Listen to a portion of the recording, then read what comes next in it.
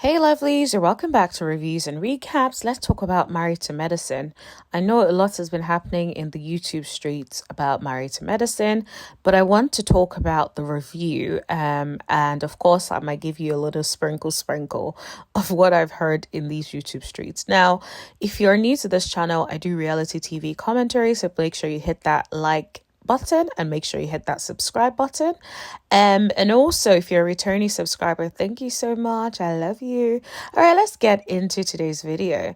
So the episode started with the core four meeting up, right? And that's something I wanted to talk about, right? So Toya basically did not want to invite Quad to her event. So she's having a wine event. So she's taking them to a winery. As you guys know, Toya is about her business bag this season, and we're absolutely here for it. So, of course, she's trying to tell the lady she doesn't really want to invite Quad. You know, it's a business thing, but at the same time, she also doesn't feel like she needs to be left out. And Toya basically was trying to figure out what the other girls and where the other girls were with Quad. So Heavenly said that she feels like Quad abandons the relationship with her when other people are involved. So she said, like, for example, that once she had Phaedra, she cut her off.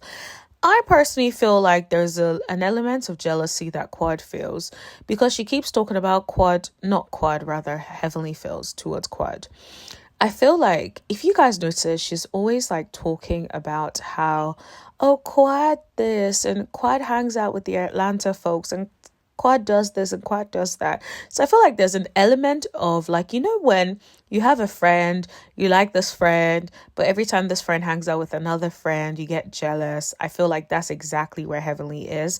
Heavenly likes Quad and almost like, I don't want to say wants Quad to herself, but she feels like Quad needs to be hanging with her as opposed to all the folks that Quad is always hanging with, right?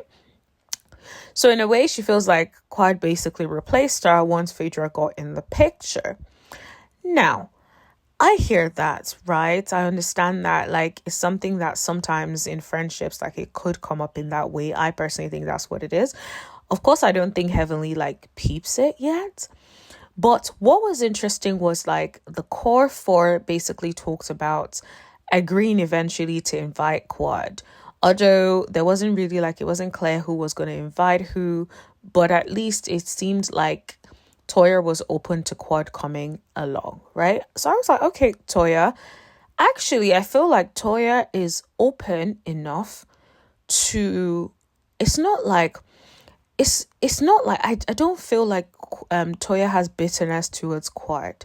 I feel like she is open enough that if Quad had apologized, I think it would have been squashed for Toya. I personally think that. Because the way Toya is coming across this season, she's really coming across as she's having like a really good season. She comes across light. She comes across as even happier in her marriage. Last season, we weren't too sure. But this season, it seems like their relationship seems to be going well. She seems to be at peace, in a better headspace. And so I don't feel like she's necessarily going to like completely cut Quad off if Quad was actually apologetic. But the problem is Quad isn't apologetic. Quad doesn't really own up to anything. Quad always shifts responsibility, and that's where the problem lies. I honestly cannot be bothered to talk about Simone and the boys because I feel like I've talked about it so much. I'm actually tired. Like, if you guys want to listen to what I said about it, go listen to like last episode and the previous episode before that. I went in on Siso and the boys and all of them. So you guys go listen to that if you're interested. But today, I honestly cannot be bothered. Like, I just feel like it is what it is. These kids don't really know how to do stuff for themselves. They seem to have been coddled so much. They don't seem to be self-reliant or able to do stuff themselves. Did you peep when Simone basically said something about them not doing laundry by themselves? I'm like, girl, even if you have someone that does laundry, you should at least know how to do laundry. You should have at least done laundry at some point in your life. But if you don't want to do laundry, okay, all right, I guess. I guess we'll see. But yeah, I definitely don't And actually, one thing I do want to say, I know I said I can't be bothered to talk about them, but one thing I do want to say is, did you guys peep when Cecil basically said he does not want to be the mediator if anything does come up about the house between the boys and any sort of conflict? I'm just like, Cecil, I don't even think you bought that house. It was Simone that bought that house, right? Because if you bought the house, Simone would have said, oh, we bought this house for the boy. She said, I. It was a I thing. Now, do I agree with that approach? I personally don't agree with that approach, because I feel like, especially if you have one partner that isn't making as much or isn't as much of a provider as you know, as I guess society expects, let me say that, right? I feel like it doesn't reflect well if you're not, you guys should be working as a team, right? Even regardless of where the money comes from. So I did this, I don't like that when Simone does that personally. But I feel like Cecil does not help himself, because even when he was there with the boys, she is trying to give you one job, a mediator. What is the problem? Why are you saying no? He just comes across very timid and weak-minded, in my opinion, right? And I'm not saying he's not a good man. Of course he is a good man, I'm sure, but I feel like he's not assertive enough. I also feel like he coddles the boys. I also feel like he doesn't pull his weight enough in the relationship, because he knows Simone will do it. In a way, I feel like Simone wears the pants in the relationship. I will say that. All right, let's move on. But before that, let me know in the comment section what you guys actually think. Do you feel like Simone wears the pants, or do you feel like it's Cecil? Do you feel like Simone is being unreasonable by asking Cecil to be the mediator? Let me know your thoughts in the comment section below, and let's continue the conversation in the chat. Okay, let's move on to Toya and Eugene. So Dr. Eugene was not here for Toya inviting Quad to her winery trip, which I completely understand. This girl said all sorts of craziness about you. So I completely understand Dr. Eugene not wanting to have her there, right? But at the same time, I love how he basically just left it open to Toya. Toya, if that's what you want to do, that's what you want to do. But I do feel like, Quad's temperament is what Quad's temperament is. And, I don't think you should bring that to a place of business. Absolutely fair enough. He did what any good husband would do, especially when we're talking about someone who has come for the family, who has accused us of committing a crime on national television, and had admitted to it being something done out of spite. Yeah, nah. And this is the thing. I feel like people like to make excuses for Quad, and people like to say, oh, Toya's done some crazy-ish. I don't deny it, right? Toya has done some crazy-ish. They've all done some crazy-ish, right, to each other. But the extent, do you know how massive an allegation it is to lie on someone's name and basically say that they try to get someone robbed or try to rob someone? Like, do you know how crazy that is? Do you know how spiteful, how horrible, how wicked of a person you have to be? So for me, I'm sorry, there's nothing anyone can say. I just don't think there will really come a day when I would like Quad for that reason, honestly. Maybe if she started to take accountability and started to own her ish, maybe one day. But for now, the day is still not here yet. All right, let's talk about the dinner from hell, honey. So the dinner. But before the dinner, when Quad got there, I just thought it was so awkward. I was like, girl, they don't want you here. And I think you should go. But if you want to stay, then it makes for good TV. Anyway, so Simone kicked off the dinner and started talking to Quad about the things that the ladies had been discussing. So Quad, of course, Miss Victim, ooh, I am a victim kind of thing. She steps in and she's like, she feels like, there wasn't a safe space for her within the group to share and this and this and that. Now, do I deny it and say it's a safe space? It really is not a safe space. If you're on a reality TV show, you're never going to have a safe space. That's just not the reality, right? Everything is for TV, honey. Like, it's not, it's for entertainment purposes only. Yeah. Here for Hot Tea. Shout out to Here for Hot Tea. Anyway, it's not a safe space. It never gonna be a safe space. Ever. Like, ever? Ain't gonna be a safe space. Like, so I don't really understand what your point is, right? And Simone made a very, very good point. She was like, what has changed and why continue to hang around, the same group of women if that's how you feel? And I completely agree with that. Like, let's speak the truth, right?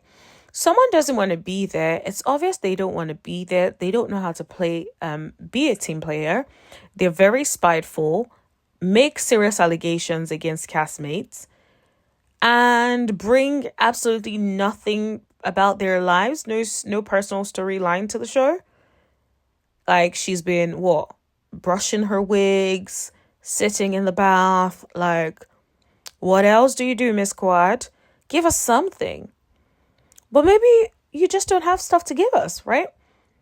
Which is completely fine. But then on the other hand, I'm like, okay, so what do you bring to the show if you cannot give us anything else, right? Like, if you were actually in a good place with the rest of the ladies, I would be like, okay, we can see more of your friendships with them, hang out, be like a friend of the show, kind of. But like, it just feels like, yeah, like, nah, you're not even being a friend to the show like that because you ain't got nobody to film with, right? So, And then she had the gall to say that she has no emotional attachment to them all. And I'm like, these are some of the things that Quad says.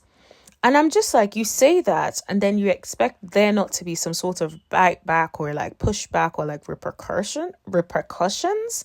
Because of course, if I feel like, yes, we're not cool at the moment, but like we can get cool, and then you open your mouth to say you don't have an emotional attachment to me, like, what do you think is going to happen? You think I'm going to be like, oh, she doesn't have an emotional attachment to me, but I'm going to force it? No, of course not. Like, when I tell you that Heavenly was pissed off after that, I'm like, girl, you don't piss Heavenly off. So Heavenly was like, it feels like you're using me. Heavenly started naming names, honey. She was like, Phaedra changed her flight so she doesn't have to ride with you. I was like, what, girl? Why are you throwing Phaedra under the bus? Then she says, even Jackie says that you're using me. I'm like, whoa. Heavenly is like, all bets are off, honey. She's like, I'm a sing like a canary. Say what you want about Heavenly, right? But like, she does what needs to be done. Now, there was something that she did on the internet that I absolutely did not like. After going off, with the playback with Carlos King and saying all the things that she said, right? Now it's time to stand in what you've said. She goes on the internet and just says she's watched episode 7 and that she really feels bad for Quad. She's sorry. I'm like, girl, cut it out. Didn't you watch the show before you did the recap? And so what is your point exactly? And it's like, stop twerking on the fence, in the words of Kempire, honey. Stop twerking on the fence. It's given, ooh, I do crazy-ish, and then I apologize and say that I'm turning a new leaf. Sis, you haven't changed since you joined the show, okay? You've been the same, Heavenly. Apologies and all. Life therapists or life coaches and therapists and ETCs, that ain't changing nothing. So can you stop like dancing around in like 1 minute you're against somebody and saying all these things, next minute you're changing your tune? It's like you have no filter, and then later on you want to be like, oh my God, I'm so sorry, girl. You knew exactly what you were doing. But stop twerking on the fence. It doesn't make any sense. It's annoying. Pick each side and stay there. If that's how you really feel, if it's something that came from your heart, right, and this is where you're standing, then stand in it. But it feels like 1 minute you're here saying all of this BS, then when the kitchen gets too hot, then you want to come back the next day like, oh, I'm so sorry. Like, I looked back and it's really bad. Girl, you knew it was bad when you were saying it, but in the moment, you're so obsessed with performance, right? You're performing, you want to be funny, you want to be liked, you want all that cool stuff, right? So that's all you care about. And then after the fact, you're like, ooh, I went too far. Girl, you always go too far. But anyways, that's all I have to say, guys. Let me know in the comment section below what you thought of this episode. Also, like, let's chat in the comment section below. Like, I feel like if you guys have been like following the internet, there's like so much happening on Married to Medicine, the live videos and all of that. I need to try and like follow a few of them so I can get some like live recordings and stuff. But you know, guys, it can be quite difficult, you know, because your girl has a full-time job and like I do other things, other work on the side. And then like I also have like other things as well, like other podcasts, other businesses, other stuff that I'm doing. So it's like, girl, your girl is busy, honey. But like, I really hope and pray that this YouTube works out, because when it works out, guys, I would be able to quit some of the things that I do, because at the moment it's like I do so many different things and your girl is tired. I was saying to like a couple of friends, like full disclosure, right? I was talking to 3 friends recently and all 3 of them were like, you work too hard, you need to chill in the new year. You need to chill. Your plan for the new year needs to involve less work. I was like, 3 different people saying that. Don't get me wrong, I knew that, and that was already like something I'd been thinking of. But like for 3 different really close friends of mine to say that, it's like, wow, you know. And even like some of them were actually like worried about my mental health and stuff. I was like, I feel fine, I'm good. But like, I also know like working the way I've worked this year could take a toll on someone's health, right? So full transparency, I'm just trying to do my best, hon. I'm just trying to do my best. But yeah, yeah. And I guess that's enough about like my personal business. Thank you so much, everyone. Please make sure you like this video. Please make sure you leave a comment, and please make sure you share and subscribe if you haven't already. I will see you guys later. Bye.